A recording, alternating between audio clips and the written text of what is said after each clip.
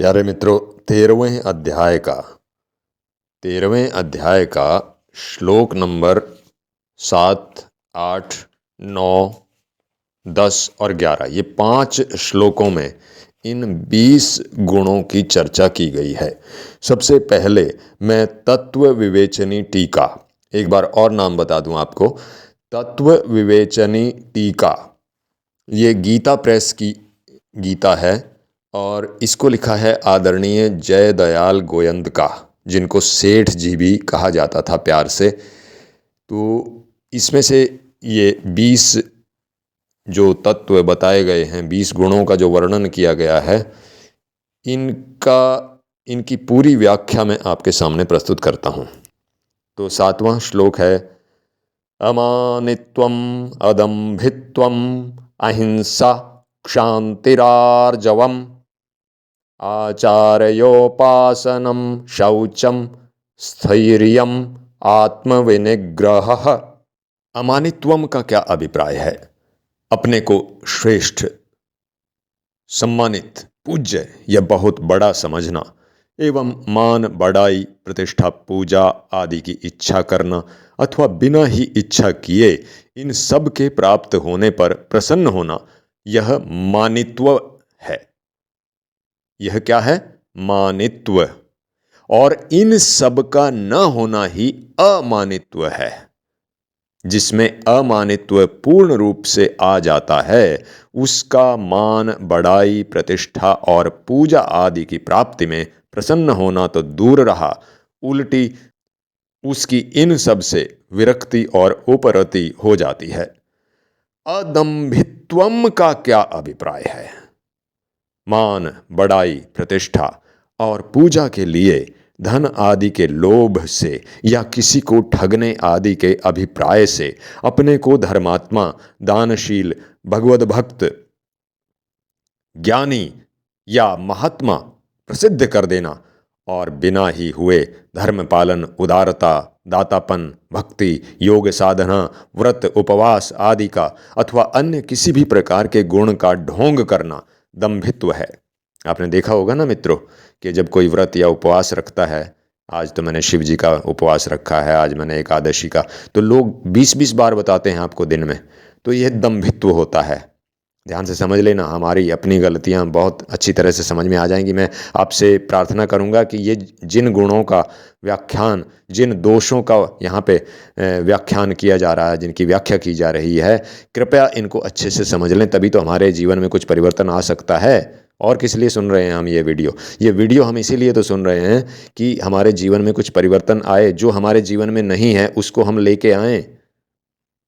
अब वो क्या कहते हैं कि दंभ के सर्वथा अभाव का नाम अदंभित्व है, यानी जिसमें दंभ नहीं होता तो उसमें अदंभित्व का गुण है।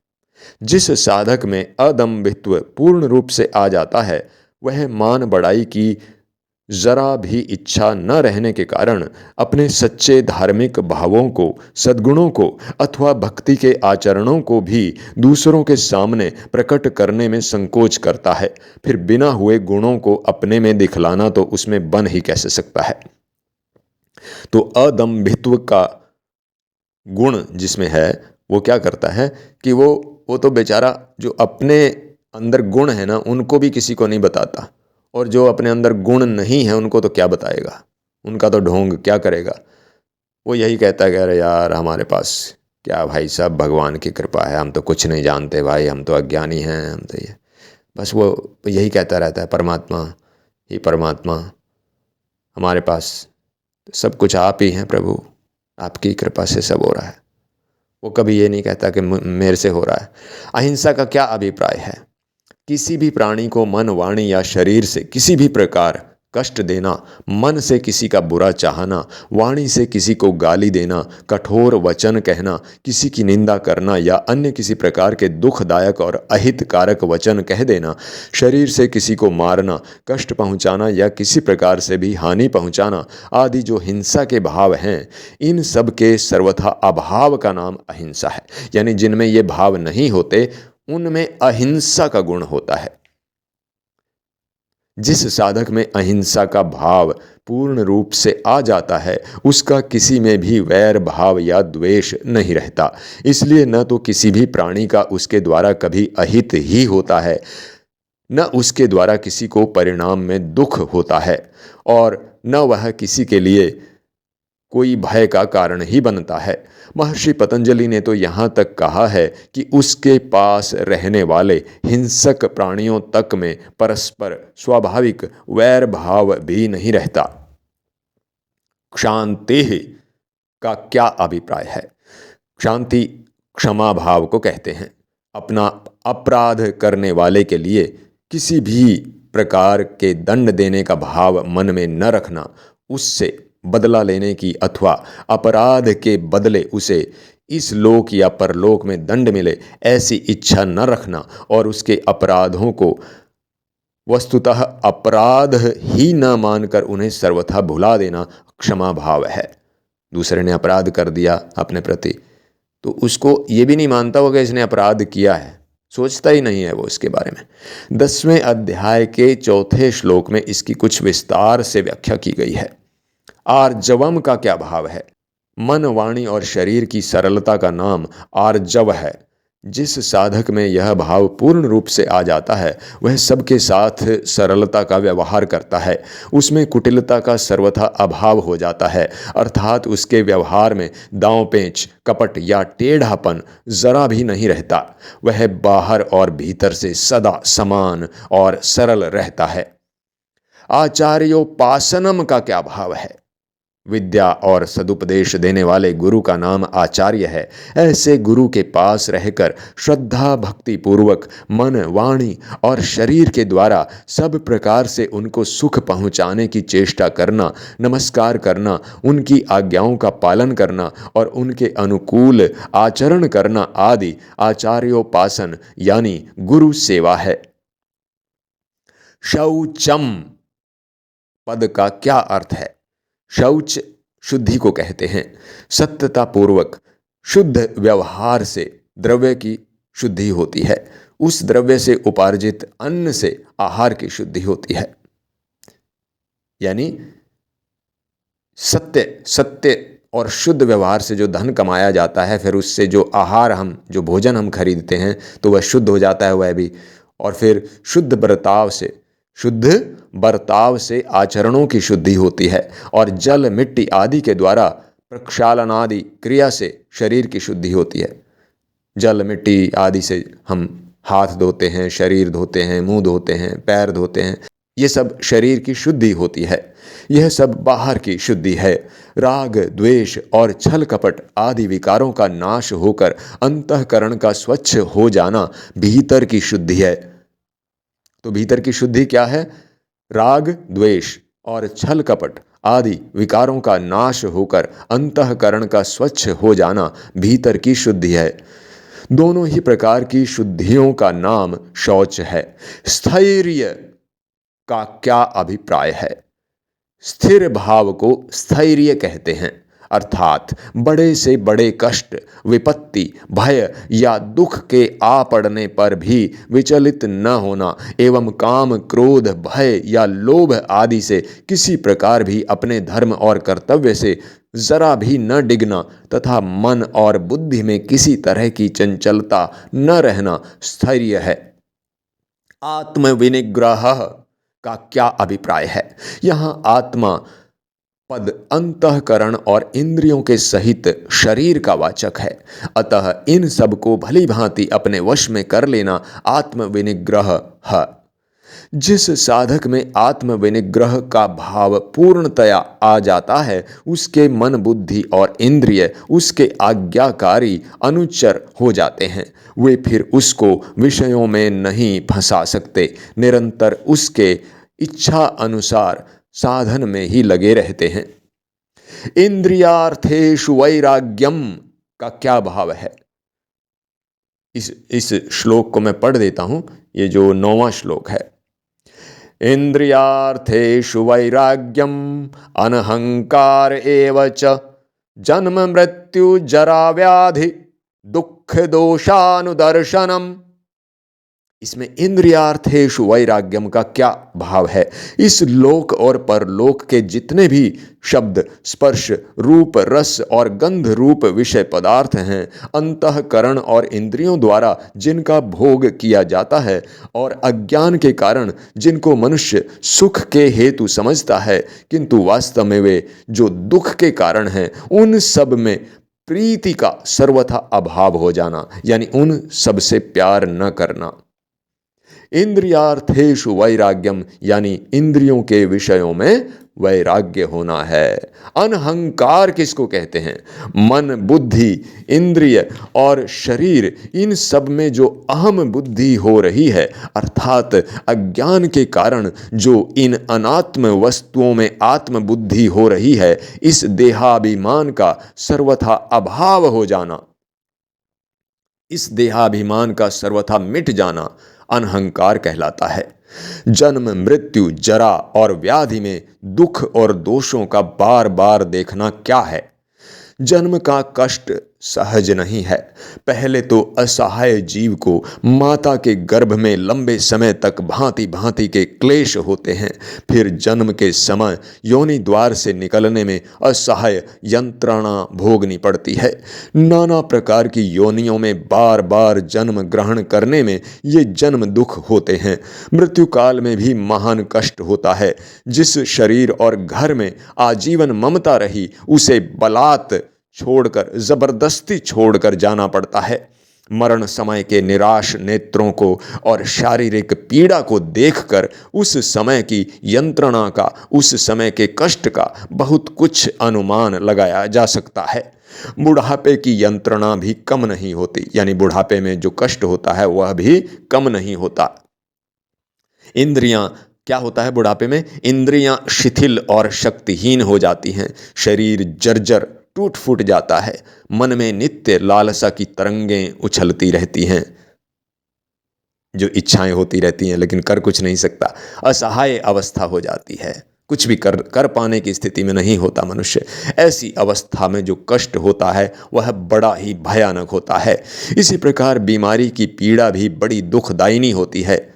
शरीर क्षीण हो गया, नाना प्रकार के असहाय कष्ट हो रहे हैं, दूसरों की अधीनता है, दूसरों के गुलाम हो गए। बीमारी में हम कुछ भी नहीं कर पाते हैं, निरुपाय स्थिति है, कुछ भी उपाय नहीं किया जा सकता। यही सब जन्म, मृत्यु, जरा और व्याधि के दुख हैं। इन दुखों को बार बार स्मरण करना और इन पर विचार करना ही इनमें दुखों को देखना है। इन दुखों पर बार बार विचार होना चाहिए। जीवों को ये जन्म, मृत्यु, जरा, व्याधि प्राप्त होते हैं। जन्म, मृत्यु, जरा कहते हैं बुढ़ापे को और व्याधि कहते हैं बीमारी को। तो जीवों को ये जन्म, मृत्यु, जरा, व्याधि प्राप्त होते हैं पापों के परिणाम स्वरूप। अतएव ये चारों ही दोषमय हैं। इसी का बार बार विचार करना, इनमें दोषों को देखना है। यूँ तो एक चेतन आत्मा को छोड़कर वस्तुतः संसार में ऐसी कोई भी वस्तु नहीं है जिसमें ये चारों दोष न हों। जो हमारा जड़ मकान है ना, निर्जीव जो मकान है, एक दिन बनता है, यह उसका जन्म हुआ। कहीं से टूट फूट जाता है, यह व्याधि हुई यानी बीमारी हुई। मरम्मत कराई, इलाज हुआ, पुराना हो जाता है, फिर बुढ़ापा आ गया, अब मरम्मत नहीं हो सकती, फिर जीर्ण होकर गिर जाता है, मृत्यु हो गई। छोटी बड़ी सब चीज़ों की यही अवस्था है। इस प्रकार जगत की प्रत्येक वस्तु को ही जन्म, मृत्यु, जरा तथा व्याधिमय देख देख कर इनसे वैराग्य करना चाहिए। असक्तिरनभिष्वङ्गः पुत्रदारगृहादिषु नित्यञ्च समचित्तत्वम् इष्टानिष्टोपपत्तिषु। इसका क्या अर्थ है कि पुत्र, स्त्री, घर और धन आदि में आसक्ति का अभाव, ममता का न होना तथा प्रिय और अप्रिय की प्राप्ति में सदा ही चित्त का सम रहना। 8वें श्लोक में जो इंद्रियों के अर्थों में वैराग्य कहा है, उसी के अंतर्गत पुत्र, स्त्री, घर और धन आदि में आसक्ति का अभाव आ ही जाता है। यहाँ उसी बात को फिर से कहने का क्या अभिप्राय है? इसका उत्तर है, स्त्री, पुत्र, ग्रह, शरीर और धन आदि पदार्थों के साथ मनुष्य का विशेष संबंध होने के कारण प्रायः इनमें उसकी विशेष आसक्ति होती है। इंद्रियों के शब्दादि साधारण विषयों में वैराग्य होने पर भी इनमें गुप्त भाव से आसक्ति रह जाया करती है। इसलिए इनमें आसक्ति का सर्वथा अभाव हो जाने की बात विशेष रूप से अलग कही गई है। अनभिष्वंग का अर्थ अहंकार का अभाव न लेकर ममता का अभाव क्यों लिया गया? अहंकार के अभाव की बात पूर्व श्लोक के अनहंकार पद में स्पष्टता आ चुकी है, इसलिए यहाँ अनभिष्वंग का अर्थ ममता का अभाव किया गया है। ममत्व के कारण ही मनुष्य का स्त्री पुत्र आदि से घनिष्ठ संबंध हो जाता है। उससे उनके सुख दुख और लाभ हानि से वह स्वयं सुखी दुखी होता रहता है। ममता के अभाव से ही इसका अभाव हो सकता है, इसलिए यहाँ इसका अर्थ ममता का अभाव ही ठीक मालूम होता है। इष्ट और अनिष्ट की उपपत्ति क्या है और उसमें समचित्तता किसे कहते हैं? अनुकूल व्यक्ति, क्रिया, घटना और पदार्थों का संयोग और प्रतिकूल का वियोग सबको इष्ट है।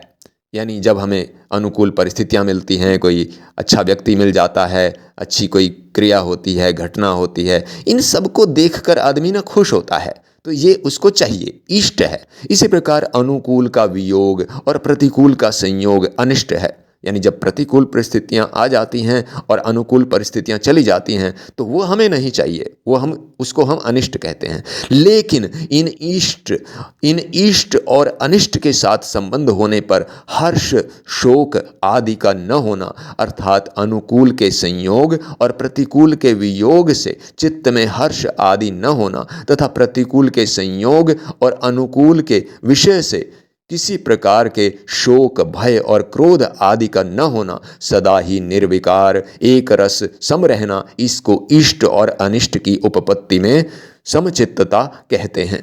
इसको मैं और समझा देता हूँ कि जब दुख आए ना तो तब दुखी होना और जब सुख आए ना तब इतना खुश हो जाना, सम रहना है बिल्कुल, पता ही ना चले कि कब दुख आया और कब सुख आया। अब 10वां श्लोक है, मयि चानन्य योगेन भक्तिर्व्यभिचारिणी विविक्त देश सेवित्वम अरतिर्जन संसदि। मुझ परमेश्वर में अनन्य योग के द्वारा अव्यभिचारिणी भक्ति तथा एकांत और शुद्ध देश में रहने का स्वभाव और विषयासक्त मनुष्यों के समुदाय में प्रेम का न होना। अनन्य योग क्या है और उसके द्वारा भगवान में अव्यभिचारिणी भक्ति करना किसे कहते हैं? भगवान ही सर्वश्रेष्ठ हैं और वे ही हमारे स्वामी, शरण ग्रहण करने योग्य, परम गति, परम आश्रय, माता पिता, भाई बंधु, परम हितकारी, परम आत्मीय और सर्वस्व हैं। उनको छोड़कर हमारा अन्य कोई भी नहीं है। इस भाव से जो भगवान के साथ अनन्य संबंध है उसका नाम अनन्य योग है तथा इस प्रकार के संबंध से केवल भगवान में ही अटल और पूर्ण विशुद्ध प्रेम करके निरंतर भगवान का ही भजन ध्यान करते रहना ही अनन्य योग के द्वारा भगवान में अव्यभिचारिणी भक्ति करना है। यहां अव्यभिचारिणी का थोड़ा सा मैं अर्थ और स्पष्ट कर रहा हूं। व्यभिचारी कौन होता है? जो दूसरी स्त्रियों के पास जाता है उसको बोलते हैं व्यभिचारी, या जो स्त्री दूसरे पुरुषों के पास जाती है, व्यभिचारी। और अव्यभिचारी यानी जो ऐसा नहीं करता, जो यह गंदा काम नहीं करता, अव्यभिचारिणी। और अव्यभिचारिणी भक्ति क्या हुई कि केवल कृष्ण की भक्ति करना, केवल भगवान परमात्मा की भक्ति करना, किन्हीं भी देवताओं, पीर आदि मंत्रों में, किसी भी सिद्धियों में, इनमें जो नहीं भटकता उसको बोलते हैं अव्यभिचारी और इस भक्ति को कहते हैं अव्यभिचारिणी भक्ति। इस प्रकार की भक्ति करने वाले मनुष्य में न तो स्वार्थ और अभिमान का लेश रहता है और न संसार के किसी भी वस्तु में उसका ममत्व ही रह जाता है। संसार के साथ उसका भगवान के संबंध से ही संबंध रहता है, किसी से भी किसी प्रकार का स्वतंत्र संबंध नहीं रहता। वह सब कुछ भगवान का ही समझता है तथा श्रद्धा और प्रेम के साथ निष्काम भाव से निरंतर भगवान का ही चिंतन करता रहता है। उसकी जो भी क्रिया होती है सब भगवान के लिए ही होती है। विविक्त देश कैसे स्थान को समझना चाहिए और उसका सेवन करना क्या है? जहाँ किसी प्रकार का शोरगुल या भीड़ भाड़ न हो, जहाँ दूसरा कोई न रहता हो, जहाँ रहने में किसी को भी आपत्ति या क्षोभ न हो, जहाँ किसी प्रकार की गंदगी न हो, जहाँ कांटे कंकड़ और कूड़ा करकट न हो, जहाँ का प्राकृतिक दृश्य सुंदर हो, जल वायु और वातावरण निर्मल हो, पवित्र हो, किसी प्रकार की बीमारी न हो, हिंसक प्राणियों का और हिंसा का अभाव हो, और जहाँ स्वाभाविक ही सात्विकता के परमाणु भरे हों, ऐसे देवालय, तपोभूमि, गंगा आदि पवित्र नदियों के तट और पवित्र वन, गिरि, गुह्य आदि निर्जन, एकांत और शुद्ध देश को विविक्त देश कहते हैं तथा ज्ञान को प्राप्त करने की साधना के लिए ऐसे स्थान में निवास करना ही उसका सेवन करना है। जन संसदी किसको कहते हैं और उसमें प्रेम न करना क्या है? यहाँ जन संसदी पद प्रमादी और विषयासक्त सांसारिक मनुष्यों के समुदाय का वाचक है। ऐसे लोगों के संग को साधन में सब प्रकार से बाधक समझना चाहिए और उससे विरक्त रहना ही उनमें प्रेम नहीं करना है। संत महात्मा और साधक पुरुषों का संग तो साधन में सहायक होता है, अतः उनके समुदाय का वाचक यहाँ जन संसदी नहीं समझना चाहिए। अब आखिरी श्लोक है 11वां, ये 13वें अध्याय का 11वां श्लोक है। अध्यात्म ज्ञान नित्यत्वम तत्व ज्ञानार्थ दर्शनम एतत् ज्ञानम इति प्रोक्तम अज्ञानम यदतोन्यथा। इसका मतलब है अध्यात्म ज्ञान में नित्य स्थिति और तत्व ज्ञान के अर्थ रूप परमात्मा को ही देखना, यह सब ज्ञान है, और जो इसके विपरीत है वह अज्ञान है, ऐसा कहा है। आत्मा अब प्रश्न पूछता है, प्रश्न पूछने वाला, कि अध्यात्म ज्ञान किसको कहते हैं और उसमें नित्य स्थित रहना क्या है? उत्तर मिला, आत्मा नित्य, चेतन, निर्विकार और अविनाशी है। उससे भिन्न जो नाशवान, जड़, विकारी और परिवर्तनशील वस्तुएं प्रतीत होती हैं वे सब अनात्मा हैं। आत्मा का उनसे कुछ भी संबंध नहीं है। शास्त्र और आचार्य के उपदेश से इस प्रकार आत्म तत्व को भली भांति समझ लेना ही अध्यात्म ज्ञान है, और बुद्धि में ठीक वैसा ही दृढ़ निश्चय करके मन से उस आत्म तत्व का नित्य निरंतर मनन करते रहना अध्यात्म ज्ञान में नित्य स्थित रहना है। तत्व ज्ञान का अर्थ क्या है और उसका दर्शन करना क्या है? तत्व ज्ञान का अर्थ है सच्चिदानंद घन पूर्ण ब्रह्म परमात्मा, क्योंकि तत्व ज्ञान से उन्हीं की प्राप्ति होती है। उन सच्चिदानंद घन गुणातीत परमात्मा का सर्वत्र समभाव से नित्य निरंतर ध्यान करते रहना ही उस अर्थ का दर्शन करना है। यह सब ज्ञान है। इस कथन का क्या अभिप्राय है?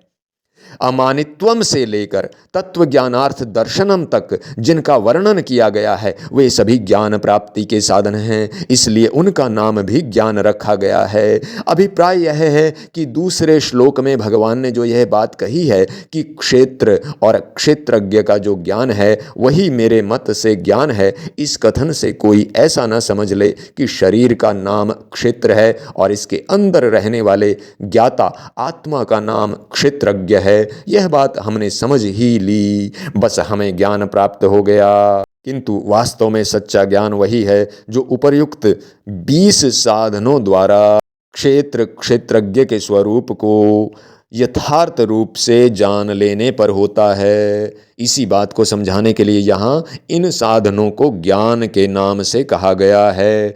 अतः ज्ञानी में ऊपर कहे गए गुणों का समावेश पहले से ही होना आवश्यक है, परंतु यह आवश्यक नहीं है कि ये सभी गुण सभी साधकों में एक ही समय में हों। अवश्य ही इनमें जो अमानित्व, अदम्भित्व आदि बहुत से सबके उपयोगी गुण हैं वे तो सब में रहते ही हैं। इनके अतिरिक्त अव्यभिचारिणी भक्ति, एकांत देश सेवित्व, अध्यात्म ज्ञान नित्यत्व, तत्व ज्ञानार्थ दर्शन इत्यादि में अपनी अपनी साधन शैली के अनुसार विकल्प भी हो सकता है।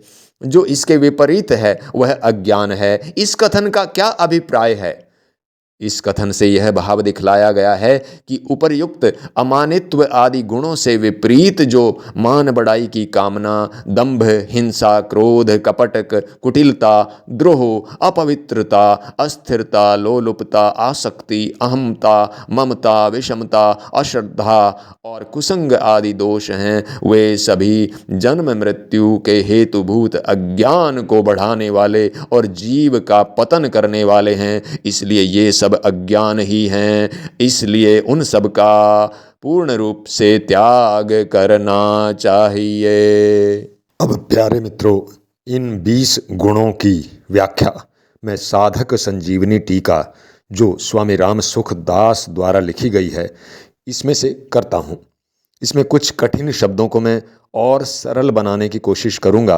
जिसमें कोई त्रुटि हो जाए तो मुझे क्षमा करना, क्योंकि मेरी यह वीडियो अनपढ़ लोग भी सुन रहे हैं, इसलिए मुझे उनका ख्याल भी रखना है। वे अमानित्वम, अदम्भित्वम ऐसे ऐसे शब्दों को तो वो समझ नहीं पाएंगे ना। तो मेरा फ़र्ज है कि जो मेरा ज्ञान है मैं उसके अनुसार उसको और उसका अर्थ थोड़ा सा सरल करता चलूँ। तो अमानित्वम से मैं शुरू करता हूँ। ये है साधक संजीवनी टीका जो आदरणीय स्वामी राम सुखदास द्वारा लिखी गई है और यह विश्व प्रसिद्ध गीता की टीका है। तो इसमें स्वामी राम सुखदास जी प्रभु ने क्या कहा है? जब साधक खुद बड़ा बन जाता है तब उसमें मानीपन आ जाता है। अतः साधक को चाहिए कि जो श्रेष्ठ पुरुष है, साधन में अपने से बड़े हैं, तत्वज्ञ हैं, उनका संग करे, उनके पास में रहे, उनके अनुकूल बन जाए। इससे मानीपन दूर हो जाता है। इतना ही नहीं, उनके संग से बहुत से दोष सुगमता पूर्वक दूर हो जाते हैं। साधक को मानीपन दूर करने के लिए सदा दूसरों को मान, आदर, सत्कार, बड़ाई आदि देने का स्वभाव बनाना चाहिए। ऐसा स्वभाव तभी बन सकता है जब वह दूसरों को किसी न किसी दृष्टि से अपने से श्रेष्ठ माने। यह नियम है कि प्रत्येक मनुष्य भिन्न भिन्न स्थिति वाला होते हुए भी कोई न कोई विशेषता रखता है। यह विशेषता वर्ण, आश्रम, गुण, विद्या, बुद्धि, योग्यता, पद, अधिकार आदि किसी भी कारण से हो सकती है। अतः साधक को चाहिए कि वह दूसरों की विशेषता की तरफ दृष्टि रखकर उनका सदा सम्मान करे। इस प्रकार दूसरों को मान देने का भीतर से स्वभाव बन जाने से स्वयं मान पाने की इच्छा का अपने आप ही अभाव होता चला जाएगा। हाँ, दूसरों को मान देते समय साधक का उद्देश्य अपने में मानीपन मिटाने का होना चाहिए, बदले में दूसरों से मान पाने का नहीं होना चाहिए। अब एक यहाँ पर बहुत बड़ी बात कही जा रही है, वह आप सुन लीजिए ध्यान से। अपने में सदाचार है, शुद्धि है, पवित्रता है, पर अगर लोगों के सामने हम पवित्रता रखेंगे तो वे हमारी हंसी उड़ाएंगे, हमारी निंदा करेंगे। ऐसा जो सोचता है अपनी पवित्रता छोड़ देता है और सामने वाले की तरह बन जाना भी दंभ है। दंभ इसको बोलते हैं। जैसे आजकल विवाह आदि के अवसर पर क्लबों, होटलों के स्वागत समारोह में अथवा वायुयान आदि पर यात्रा करते समय पवित्र आचरण वाले सज्जन भी मान, सत्कार आदि के लिए अपवित्र खाद्य पदार्थ ले लेते हैं। वो ले लेते हैं, चलो भैया आज तो दारू पी लेते हैं, आज तो यार बढ़िया मौका है, चलो यार तुम कह रहे हो तो आज ये खा लेते हैं। तो इस तरह अपने नियमों से विचलित हो जाना यह दंभ है। और अदम्भित्व का गुण आदमी के अंदर होना चाहिए, तो फिर दंभ कैसे रहेगा? तो इस तरह के अवसरों पर इस प्रकार फेल हो जाना मनुष्य को शोभा नहीं देता। इसी तरह दुराचारी पुरुष भी अच्छे लोगों के समुदाय में आने पर मान, सत्कार, कीर्ति, प्रतिष्ठा आदि की प्राप्ति की इच्छा से अपने को बाहर से धर्मात्मा, भक्त, सेवक, दानी आदि प्रकट करने लगते हैं। तो यह भी दंभ ही है। आपने देखा होगा कि जो संतों के साथ जो गुंडे बदमाश भी मान लो आ जाते हैं ना, तो वो भी चरण छुएंगे, ये करेंगे, वो भी प्रसाद बांटेंगे, सेवा करेंगे, बढ़िया। तो जैसे वो ऐसे दिखाएंगे कि हम तो बिल्कुल ही संत हैं, लेकिन वास्तव में अभी वो क्या करके आए हैं और अभी क्या करेंगे जाके, ये तो आप सारी दुनिया जानती है। तो यह भी दंभ है, यानी दिखावा है। कोई साधक एकांत में बंद कमरे में बैठकर जप ध्यान चिंतन कर रहा है और साथ में आलस्य नींद भी ले रहा है, परंतु जब बाहर से उस पर श्रद्धा पूज्य भाव रखने वाले आदमी की आवाज़ आती है, तब उस आवाज़ को सुनते ही वह सावधान होकर जप ध्यान करने लग जाता है और उसके नींद आलस्य भाग जाते हैं। यह भी एक सूक्ष्म दंभ है। इसमें भी देखा जाए तो आवाज़ सुनकर सावधान हो जाना कोई दोष नहीं है, पर उसमें जो दिखावटीपन का भाव आ जाता है कि यह आदमी मेरे में अश्रद्धा ना कर ले, यह भाव आना दोष है। इस भाव के स्थान पर ऐसा भाव आना चाहिए कि भगवान ने बड़ा अच्छा किया कि मेरे को सावधान करके जप ध्यान में लगा दिया। इन सब प्रकार के दंभों का अभाव होना ही अदंभित्व है। साधक को अपना उद्देश्य एकमात्र परमात्मा प्राप्ति का ही रखना चाहिए, लोगों को दिखाने का बिल्कुल नहीं। अगर उसमें दिखावटीपन आ जाएगा तो उसके साधन में शिथिलता आ जाएगी, ढील आ जाएगी, जिससे उद्देश्य की सिद्धि में बाधा लग जाएगी। अतः उसको कोई अच्छा बुरा ऊंच नीच जो कुछ भी समझे, इसकी तरफ ख्याल न करके वह अपने साधन में लगा रहे। ऐसी सावधानी रखने से दंभ मिट जाता है। कुछ लोग कहते हैं ना, अरे यार आज तो शादी है, आज तो मित्र की शादी है, आज तो पी ले दारू, आज तो खा ले ये, आज तो कर ले यार, आज तो इस मौके पर जो विचलित हो जाता है वह साधक नहीं है, वह परमात्मा का प्यारा नहीं है। विचलित नहीं होना है, चाहे कोई कितना भी लालच दे, नियमों का पालन करना है तो करना ही है, चाहे कुछ भी करना पड़े, चाहे आपको प्यार से बोलना पड़े, चाहे आपको जोर से धमकाना पड़े, कुछ भी हो, लेकिन नियमों का पालन हर हालत में होना चाहिए। जहाँ पर आप देखते हो कि नियमों का उल्लंघन हो जाएगा, पाप हो जाएगा, वहाँ पर आप सख्त हो जाओ। फिर दया करने से काम नहीं चलेगा, वहाँ पर साधु बनने से काम नहीं चलेगा। तो इसलिए नियमों का पालन अत्यंत ज़रूरी है। अब इसमें एक चीज़ आई है बहुत बढ़िया, सहनशीलता अपने स्वरूप में स्वतः सिद्ध है, क्योंकि अपने स्वरूप में कभी विकृति आती ही नहीं। अतः कभी दूसरे ने दुख दिया, अपराध किया, ऐसी कोई वृत्ति आ भी जाए तो उस समय यह विचार स्वतः आना चाहिए कि हमारा कोई बिगाड़ ही नहीं सकता, हमारे में कोई विकृति आ ही नहीं सकती, वह हमारे स्वरूप तक पहुँच ही नहीं सकती। ऐसा विचार करने से क्षमा भाव अपने आप आ जाता है। जैसे भोजन करते समय हम अपने ही दांतों से अपनी जीभ कट जाए तो क्या हम दांतों पर क्रोध करते हैं, दांतों को दंड देते हैं क्या? हाँ, जीभ ठीक हो जाए यह बात तो हम मन में आती है, पर दांतों को तोड़ दें यह भाव कभी मन में आता नहीं। दांतों को तोड़ेंगे तो एक नई पीड़ा और होगी, अर्थात पीड़ा दुगनी हो जाएगी, जिससे हमारे को ही दुख होगा, हमारा ही अनिष्ट होगा। ऐसे ही बिना कारण कोई हमारा अपराध करता है, हमें दुख देता है, उसको अगर हम दंड देंगे, दुख देंगे, तो वास्तव में हमारा ही अनिष्ट होगा, क्योंकि वह भी तो हमारा ही स्वरूप है। अब प्यारे मित्रों, यहाँ पर यह गलत मत लगा लेना कि जज को दंड नहीं देना चाहिए। जज का तो वो कर्तव्य है, उसको तो दंड देना ही है। पुलिस का तो कर्तव्य है, उसको तो दंड देना ही है। तो वहाँ पर ये बात लागू मत कीजिए आप। ये बात संतों पर लागू होती है, जिनको किसी से कुछ लेना देना नहीं है। वहाँ पर वो उसको क्षमा तो कर सकते हैं, अपने साथ कुछ हुआ है, ठीक है। दूसरे के साथ कुछ हुआ है तो वो ये नहीं कहते फिरेंगे कि नहीं भाई माफ़ कर दो, इसने तुम्हारा ये पुत्र मार दिया, तुम्हारी दुर्व्यवहार किया तुम्हारी पत्नी के साथ, तुम्हारी बेटी के साथ, तो इसको छोड़ दो भाई, माफ़ कर दो। ऐसे नहीं कहता फिरेगा वो। इसमें जो भाव है वो समझने की कोशिश करें। अपने ऊपर अगर कोई ऐसी बात बीतती है और आप माफ़ कर सकते हैं तो आप उसे माफ़ करने की कोशिश करें। अब देखिए सीधा साधा आर्जवम के बारे में क्या कहा है स्वामी राम सुखदास प्रभु जी ने। सरल सीधेपन के भाव को आर्जव कहते हैं। साधक के शरीर, मन और वाणी में सरल सीधापन होना चाहिए। शरीर की सजावट का भाव नहीं होना चाहिए। रहन सहन में सादगी, चाल ढाल में स्वाभाविक सीधापन, ऐंठ अकड़ न होना, यह शरीर की सरलता है। छल कपट ईर्ष्या द्वेष आदि का न होना तथा निष्कपटता, सौम्यता, हितैषिता, दया आदि का होना, यह मन की सरलता है। व्यंग्य, निंदा, चुगली आदि न करना, चुभने वाले एवं अपमानजनक वचन न बोलना तथा सरल, प्रिय और हितकारक वचन बोलना, यह वाणी की सरलता है। अब है आचार्योपासनम। विद्या और सदुपदेश देने वाले गुरु का नाम भी आचार्य है और उनकी सेवा से भी लाभ होता है, परंतु यहाँ आचार्य पद परमात्म तत्व को प्राप्त जीवन मुक्त महापुरुष का ही वाचक है। आचार्य को दंडवत प्रणाम करना, उनका आदर सत्कार करना और उनके शरीर को सुख पहुंचाने की शास्त्र विहित चेष्टा करना, जो शास्त्रों में बताया गया है कि गुरु की ऐसे सेवा करनी चाहिए।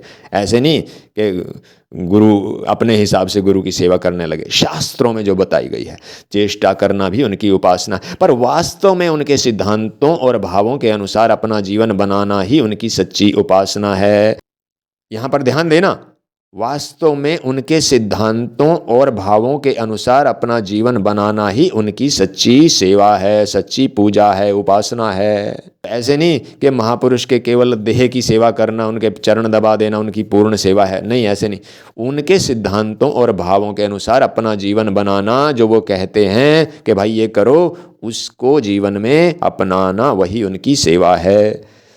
अब शास्त्रों एवं संतों के द्वारा ज्ञान प्राप्त करके जब साधक शरीर को अपने से अलग मानता है, तब उसे शांति मिलती है। ऐसी दशा में वह मान लेता है कि मेरे को तत्व ज्ञान प्राप्त हो गया। परंतु जब मान अपमान की स्थिति सामने आती है अथवा अपनी इच्छा के अनुकूल या प्रतिकूल घटना घटती है, तब अंतःकरण में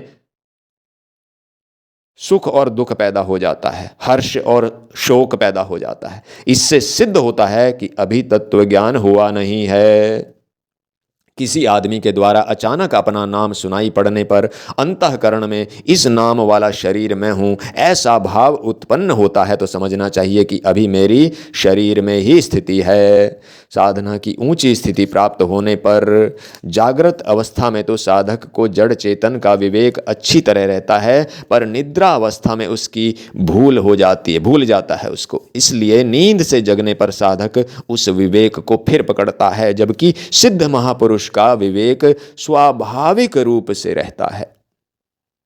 साधक को शुरू में ही सोच समझकर आचार्य संत महापुरुष के पास जाना चाहिए। आचार्य यानी गुरु कैसा हो, इस संबंध में ये बातें ध्यान में रखनी चाहिए। नंबर 1, अपनी दृष्टि में जो वास्तविक बोधवान तत्वज्ञ दिखते हों।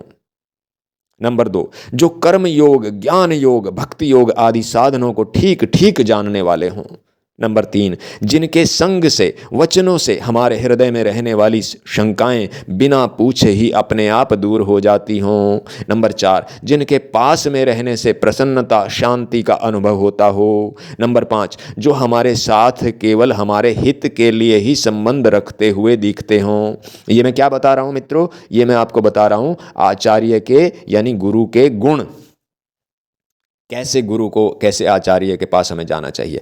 जो हमारे से किसी भी वस्तु की बिल्कुल भी आशा न रखते हों, जिनकी संपूर्ण चेष्टाएं केवल साधकों के भले के लिए ही होती हों, जिनके पास में रहने से लक्ष्य की तरफ हमारी लगन अपने आप ही बढ़ती हो, जिनके संग से, दर्शन से, भाषण, स्मरण आदि से हमारे दुर्गुण दुराचार दूर होकर अपने आप सद्गुण सदाचार रूप दैवी संपत्ति आती हो, जिनके सिवाय और किसी में ऐसी अलौकिकता, विलक्षणता न दिखती हो।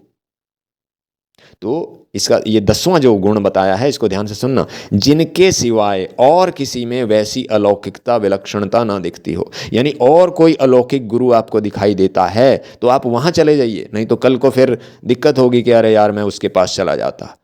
तो आप वहीं जाइए जहाँ जो सबसे अलौकिक और विलक्षण आपको दिखाई देता हो। अब गुरु का कर्तव्य क्या है? शिष्य का कल्याण करना। अगर गुरु अपने कर्तव्य का पालन ना करे तो उसका नाम तो गुरु रहेगा, पर उसमें गुरुत्व नहीं रहेगा। गुरुत्व न रहने से उसमें शिष्य का दासत्व रहेगा। जब गुरु शिष्य से कुछ भी चाहता है, धन मान बढ़ाई आदि, तब तक उसमें गुरुत्व न रहकर शिष्य की दासता रहती है। अब शौचम के बारे में बात हो रही है। शरीर बना ही ऐसे पदार्थों से है कि इसको चाहे जितना शुद्ध करते रहें, यह अशुद्ध ही रहता है। इससे बार बार अशुद्धि, गंदगी ही निकलती रहती है। अतः इसको बार बार शुद्ध करते करते ही इसकी वास्तविक अशुद्धि का ज्ञान होता है। जब हम बार बार शुद्ध करते रहेंगे तभी पता चलेगा कि कितना गंदा है ये शरीर, जिससे शरीर में अरुचि हो जाती है। फिर शरीर में हमारा लगाव नहीं रहता। कह रहे यार ये तो हर वक्त गंदगी से ही भरा रहता है। तो बार बार शुद्धि करो। जो 10 दिन में एक बार नहाकर काम चला लेते हैं उनको क्या पता चलेगा गंदगी का। जिनको रोज नहाना पड़ता है, रोज शौच जाना पड़ता है, 2 बार शौच के हाथ साफ करने पड़ते हैं, अन्य सफाई करनी पड़ती है, तब उसको ही तो ये अरुचि होगी, उसको ही तो पता चलेगा अरे यार कितना कुछ है, कितना गंदा शरीर है, हर वक्त इसको साफ करना पड़ता है। और जिसको साफ करने की जरूरत ही नहीं, जो 10 दिन में एक बार नहा रहा है, उसको क्या, उसको तो आसान लगेगा, उसको तो कोई दुख ही नहीं होगा सफाई करने में, उसको सफाई करनी नहीं पड़ती। वर्ण आश्रम आदि के अनुसार सच्चाई के साथ धन का उपार्जन करना, झूठ कपट आदि न करना, पराया हक न आने देना, खान पान में पवित्र चीजें काम में लाना आदि से अंतःकरण की शुद्धि होती है। स्थैर्यम, विचलित न होने का नाम है स्थैर्यम। जो विचार कर लिया, जिसको लक्ष्य बना लिया, उससे विचलित न होना स्थैर्य है। मेरे को तत्व ज्ञान प्राप्त करना ही है, ऐसा दृढ़ निश्चय करना और विघ्न बाधाओं के आने पर भी उनसे विचलित न होकर अपने निश्चय के अनुसार साधन में तत्परता पूर्वक लगे रहना, इसी को स्थैर्यम कहा गया है। सांसारिक भोग और संग्रह में आसक्त पुरुषों की बुद्धि एक निश्चय पर दृढ़ नहीं रहती।